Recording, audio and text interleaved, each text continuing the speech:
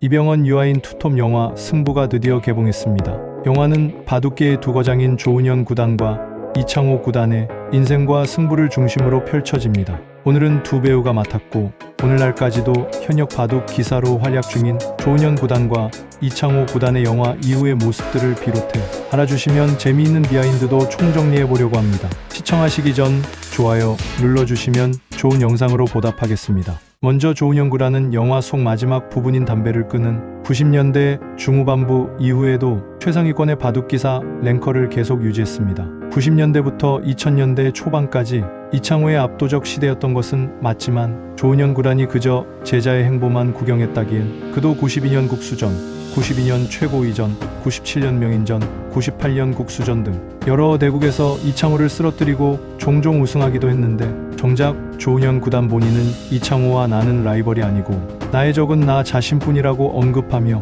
처음에는 제자에게 패한 것에 많이 무너졌지만 이후에는 마음속 불편한 진실을 직면하고 극복해 나가는 과정에서 승리도 쟁취했고 조은현 구단의 멘탈이 패배 이후 더 단단해지고 또 바둑 자체에 집중하는 방향으로 성장하였습니다. 무엇보다 흥미로운 건 조은현 구단의 담배에 대한 이야기입니다. 그는 한 번에 4갑의 담배를 필 정도로 지독한 골초였는데 특히 국산 담배 중에서 장미라는 담배를 좋아했고 총 80개비를 필 정도로 골초였던 그는 장미의 기사라는 별명까지 얻었는데 그가 담배를 결정적으로 끊게 된 계기가 바로 제자 이창호 때문이었는데요. 이창호에게 연패하면서 그는 체력의 중요성을 느끼게 되었고 담배를 끊고 등산을 하며 체력을 길렀다고 하며 지독한 꼴초였던 그가 금연검 광고도 찍게 되었는데요. 금연 후 치열한 자기관리를 통해 체력을 올린 그는 다시 화려하게 부활하여 2년 2개월 만에 이창호에게 타이틀을 빼앗습니다. 놀라운 사실은 그가 세계의 금연의 날 행사에서 금연상을 수상하기까지 했습니다.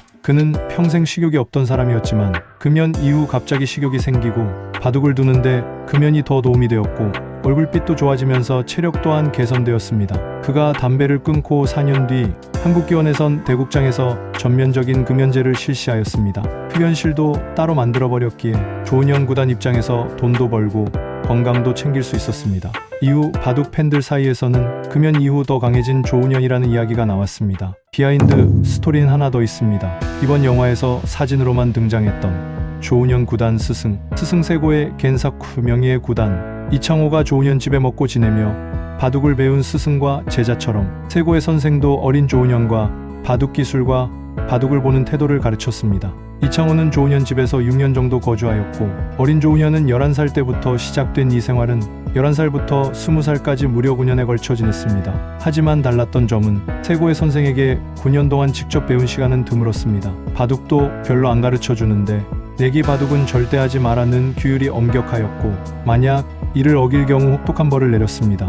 어린 조은현은 홀로 수련하며 시간을 보낼 때가 많았습니다. 어린 조은현에게는 고독과의 싸움이었고 스승의 가르침을 받지 못한다는 답답함이 있었습니다. 하지만 스승이 하지 말라던 내기 바둑을 하다가 들킨 적도 있었는데 속기로 바둑 선배와 내기 바둑을 두게 된 것입니다. 내기에 진 선배가 600원을 준 것을 세고의 선생이 알게 된 것입니다. 한국으로 돌아갈 수는 없으니 세고의 선생의 화가 풀릴 때까지 기다리면서 열흘 동안 접시를 닦으며 반성하는 시간을 가졌습니다. 그때는 스승이 너무 엄격하다고 생각했지만 시간이 지나 이창호를 제자로 받아들이면서 선생의 마음을 이해하게 되었습니다. 세고의 선생은 이미 제가 1인자가 될 재주라는 것을 알고 계셨기에 그 재주를 키워주기보다는 인성, 인격, 인품을 키워주고자 한 것을 비로소 이해했습니다. 이후 조은현 구단은 자신의 제자인 이창호에게도 스승으로부터 배운 바둑 철학을 전수하려 노력했습니다. 2025년 현재까지도 바둑을 두고 있는 조은현 구단, 오로지 바둑을 두었을까요? 꼭 그렇지는 않습니다. 놀랍게도 그 중 하나가 정치 활동이었습니다. 2016년 조은현 구단은 새누리당 비례대표로 공천을 받아 20대 국회의원으로 당선되었습니다. 바둑 외의 분야에서 새로운 도전을 하게 된 그는 많은 사람들에게 놀라움과 기대를 동시에 안겨주었습니다. 그러나 20대 국회는 박근혜 최순실 게이트로 인한 역대급 혼란 속에서 정치적 부담을 느낄 수밖에 없었습니다. 사실 그는 정치적 개파나 행보에는 관심 자체가 없었고 오히려 바둑을 위해 국회에서 할 수 있는 일을 찾기 시작했습니다. 그 결과가 바로 바둑진흥법 발의였습니다.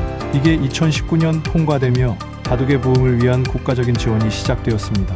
이 법안이 통과되면서 내가 바둑을 위해 할 수 있는 일을 했다며 미련 없이 국회의원직에서 물러났습니다. 2020년 재선에는 출마하지 않고 바둑계로 복귀하여 프로 바둑 기사로서 다시 복귀하며 팬들과의 만남을 이어갔습니다. 조은현 구단이 바둑계로 돌아온 후 이창호 구단과 조은현 구단과의 승부가 계속되고 있을까요? 가장 최근 주목받은 대결은 24년 슈퍼컵 레전드 매치 결승이었습니다. 비록 이벤트성 대국이었지만 이창호의 승리로 남아있습니다. 이 두 사람의 대국은 한국기원 공식 대전 기록으로 볼 수 있는데 제자가 스승을 압도하는 것으로 보입니다.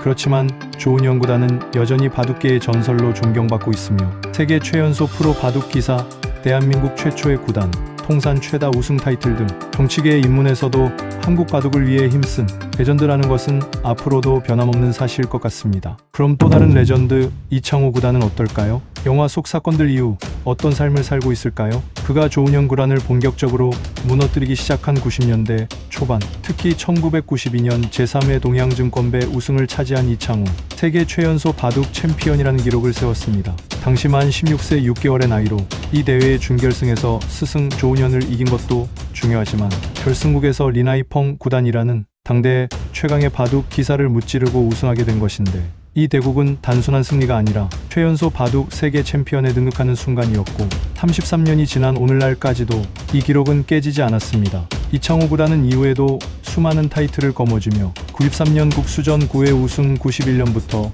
04년도 97년을 제외하고 명인전 우승, 2000년 응시배 우승 등 조은현 구단 이후 압도적인 전적을 보여주는 세계적 바둑기사로 자리매김했습니다. 이창호 구단의 등장으로 이맘때쯤 한국 바둑에 완전히 밀려버린 일본 바둑에선 일본 기원을 팔아서라도 이창호를 사고 싶다고 말하기도 했습니다. 2025년 지금까지도 세계 바둑계에서는 여전히 이창호가 세계 최강이라고 굳혀졌습니다. 그리고 시간은 흘러 어느새 2005년 더욱 레전드로 만든 역대급 대국이 있었는데 바로 국가대항전, 2005년 제6회 농심 신라면대였습니다. 이 대회의 방식은 국가대항전으로 각 국가의 팀에 소속된 바둑기사들이 전원패할 때까지 연승전으로 대결을 펼치는 방식이었습니다. 당시 한국팀은 이창호 구단을 제외하고 모두 패배하여 이창호 구단 혼자서 중국과 일본 기사들을 상대해야 하는 상황이었습니다. 중국팀은 3명, 일본팀은 2명 남아있었습니다.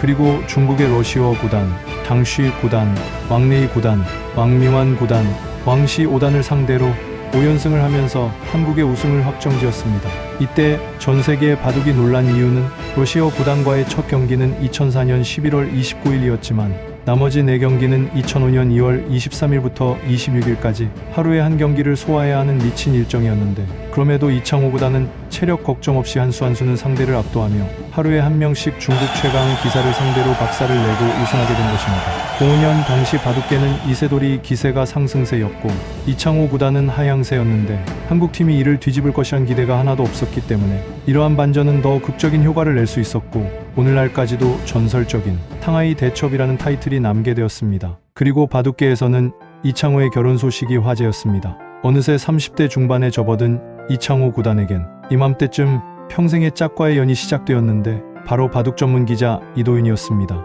돌부처인 이창호 구단은 이도윤을 2008년 여름대회 진행 중에 우연히 만나게 되었는데 바둑 해설위원 김영삼과 식사를 하기 위해 나온 이도윤을 보고 3일에 말 한마다기 하기로 유명한 이창호가 누구냐고 해설위원에게 물었고 그게 그들의 첫 만남이었습니다. 말 주변이 워낙 없는 이창호인지라 누구도 그들의 연애에 대해선 알지 못했지만 뭔가 평소와 다르게 이상한 일이 벌어지고 있다는 것은 눈치채기 시작했는데 대표적으로 08년 가을 태백산 대국이었습니다. 이 대회는 실제로 바둑 기사들이 태백산을 올라와서 대국을 치러야 하는데 이때 이창호 구단은 이도윤 기자와 함께 대국장까지 등반을 했고 원래도 빠른 편은 아니지만 이날은 평소보다도 훨씬 느리게 걸으며 이도윤 기자와 본격적으로 친해졌는데 도대체 돌부처인 이창호 구단과의 연애는 어떨지 궁금해서 이도윤 기자에 따르면 연애 6개월까지도 사범님이라고 부르다 그 이후엔 오빠로 호칭을 바꿨고 돌부처라 연애할 때도 말은 안 하는데 행동으로 배려가 많이 보였다는 것, 바둑 둘 땐 절대로 안 봐주는다는 것, 그리고 두 사람이 무려 11살의 나이 차이가 나지만 오히려 이도윤 기자가 세대 차이를 한 번도 느끼지 못했다는 것, 전반적으로 돌부처와의 연애는 꽤 괜찮아 보이긴 합니다. 어쨌든 그렇게 조용히 연애를 이어오던 그들은 2010년 결혼에 골인하게 되는데 참고로 이 결혼을 들킨 과정도 워낙 대국 일정이 빡빡하게 잡혀있는 이창호 구단이다 보니 그의 대회가 없는 일정을 한국 기원으로 향해 이도윤이 직접 확인해야 했고 이 과정에서 한국 기원이 눈치를 챈 것이었습니다. 그리고 드디어 2010년 10월 28일 이창호 구단과 이도윤 기자의 결혼식은 가족들만 모여서 조용하게 진행되었는데 그 가족에는 조은현 구단과 그의 아내, 작은엄마 정미화 씨도 포함되어 있었다는 훈훈한 비하인드가 있습니다. 그럼 여전히 현역 바둑 기사로 살고 있는 이창호 구단은 요즘도 바둑을 많이 둘까요? 사실 그렇지는 않은 게 그의 전성기였던 2000년대 초중반이 지나고 특히 2010년대에는 두 딸과 보내는 시간이 많아지며 자연스럽게 바둑 대회에 참석하는 빈도가 줄었습니다. 어느새 50대에 접어든 최근에는 프로 대회 중에서도 시니어 대회 위주로 활약하는 모습을 엿볼 수 있습니다. 하지만 알파고와의 대국 이후 은퇴한 이세돌 구단은 이창호 구단을 이기는 게 나의 목표였고 넘지 못했다. 그는 바둑의 신이었다. 라고 할 만큼 전무후무한 인물이라는 데에는 이견이 없을 것 같습니다. 오늘의 영화 승부 이후 조은현 구단과 이창호 구단의 근황은 여기까지였습니다. 오늘의 영상도 재밌거나 정보가 도움되셨다면 좋아요, 댓글 그리고 구독도 부탁드립니다. 다음 시간에는 알파고를 이긴 이세돌과 이창호, 이세돌 간 비하인드 스토리로 준비하겠습니다. 영상 시청해주셔서 정말 감사합니다. 지금까지 코리아 멘터리였습니다.